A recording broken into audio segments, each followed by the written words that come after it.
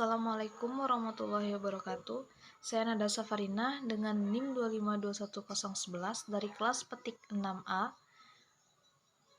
akan menjelaskan tentang definisi WIPAN dan arsitektur WIPAN.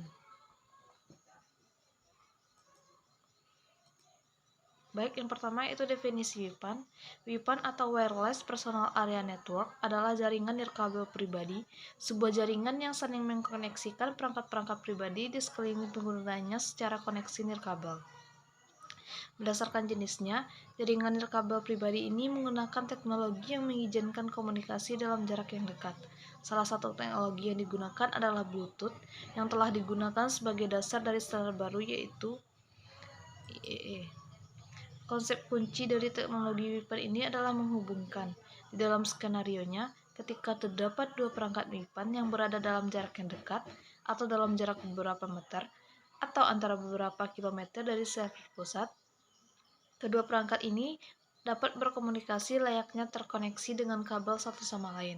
Keuntungan lainnya dari fitur ini yaitu adalah kemampuan dari perangkat yang memilih perangkat yang ingin disambungkan dengannya, serta mencegah adanya inferensi atau akses berbahaya terhadap komunikasi informasi dari kedua perangkat yang terhubung.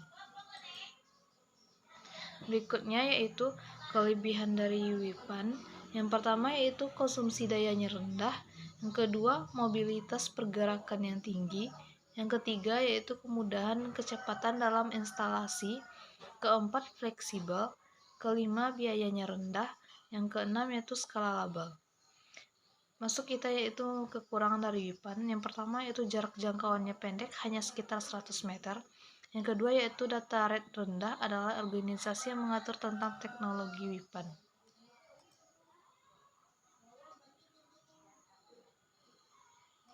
Selanjutnya kita masuk pada arsitektur WIPAN. Yang pertama yaitu physical layer. Lapisan ini adalah lapisan fisik dalam arsitektur WIPAN ZigBee.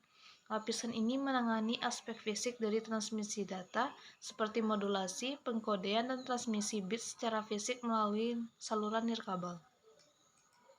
Yang kedua yaitu MAC atau Media Access Control Layer.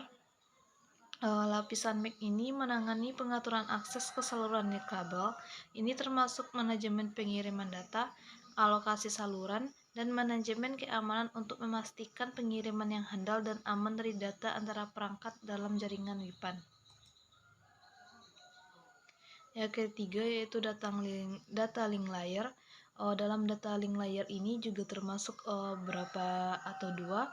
Yang pertama yaitu LLC atau Logical Link Control. LLC ini yaitu lapisan ini menyediakan pengaturan logis untuk mengelola koneksi dan transmisi data antara perangkat dalam jaringan WIPAN. Yang kedua yaitu SSCS atau Specific Conference Sublayer, yaitu lapisan ini bertanggung jawab untuk konvergensi spesifik layanan atau aplikasi ke lapisan bawahnya. Misalnya pengelolaan protokol dan layanan khusus yang disediakan oleh ZigBee. Yang keempat yaitu network layer atau routing. Lapisan jaringan ini bertanggung jawab untuk mengatur rute dan pengiriman data antara perangkat dalam jaringan WIPAN. Ini mencakup fungsi routing untuk mengirimkan data ke tujuan yang tepat dalam jaringan.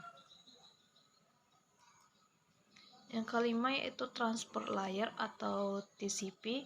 Lapisan transport atau seperti TCP ini disebut juga dengan Transmission Control Protocol, yaitu menyediakan layanan pengiriman data yang andal antara aplikasi perangkat WIPAN. Ini termasuk pengaturan koneksi, pemecahan masalah, dan pengaturan aliran data. Yang keenam yaitu application layer. Lapisan aplikasi ini adalah lapisan teratas dalam arsitektur WIPAN ZigBee. Lapisan ini menyediakan antarmuka untuk aplikasi dan layanan pengguna akhir yang berjalan di perangkat WIPAN. Contohnya termasuk aplikasi rumah pintar, pengendali jarak jauh, atau aplikasi medis yang berjalan di atas jaringan WIPAN.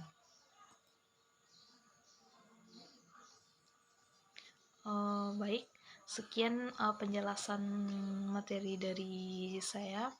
Saya akhiri dengan Assalamualaikum warahmatullahi wabarakatuh.